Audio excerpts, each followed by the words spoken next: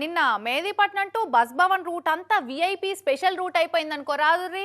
ఎన్నడూ RTC bus ఎక్కని మాజీ మంత్రులు, ప్రతిపక్ష లీడర్లు సిటీలో పెంచిన బస్సు కిరాయిలు తగ్గియాలి అనుకుంటా కార్లు దిగి ఆర్టీసీ బస్ ఎక్కిర్రు.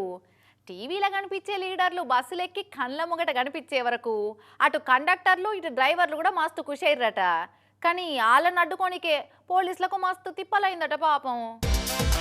నిన్న కార్ పార్టీ వాళ్ళు చలో బస్ భవన్ పిలుపునిచ్చిరు కదా. పొద్దుగాలనే వాళ్ళు బయటకు వెళ్లకుండా పోలీసు వాళ్ళు వాళ్ళ ఇండ్ల ముంగడ జాగారం చేసిరు. అయినా కూడా మేదీపట్నం బస్ స్టాండ్కు కార్లల్లా ఒక్కొక్కరిగా తరలి వచ్చిరు కార్ పార్టీ లీడర్లు. హరీష్ సార్ సిటీ బస్ ఎక్కి బస్ భవన్కు టికెట్ తీసుకున్నాడు.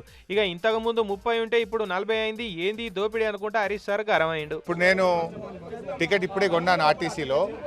మేదీపట్నం నుంచి ఆర్టీసీ క్రాస్ రోడ్ పోవడానికి నిన్నటి వరకు 30 రూపాయల టికెట్, ఈరోజు 40 రూపాయలు చేశారు. అంటే 10 రూపాయలు పెరిగింది. ఒక సామాన్య మధ్యతరగతి పేద ప్రజలు మేదీపట్నంకు నుంచి పనికి వెళ్తే రోజు ఉదయం 10 రూపాయలు, వచ్చేటప్పుడు 10 రూపాయలు, అంటే రోజుకు 20 రూపాయల భారం పడ్డది. ఇక అంతకుముందు బస్టాండ్ కాడ నిలబడి ప్యాసింజర్లను ఎట్లుందమ్మా ఫ్రీ బస్సు పథకం, మీకేమన్నా మిగులుతున్నదా, రోజు తక్లీఫ్ అవుతుందా అని అడిగితే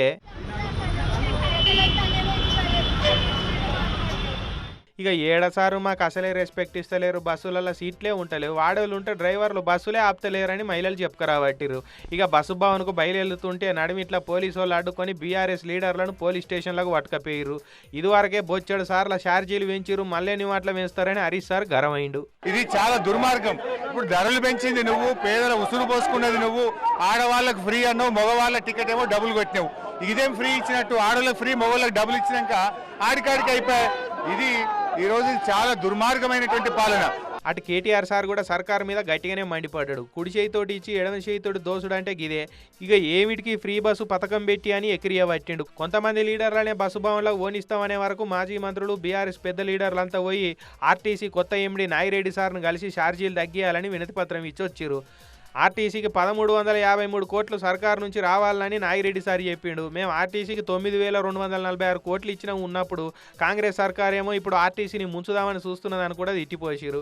అయితే బీఆర్ఎస్ వాళ్ళ నిరసన మీద అటు సర్కారు వాళ్ళు కూడా గట్టిగానే మండిపడ్డారు.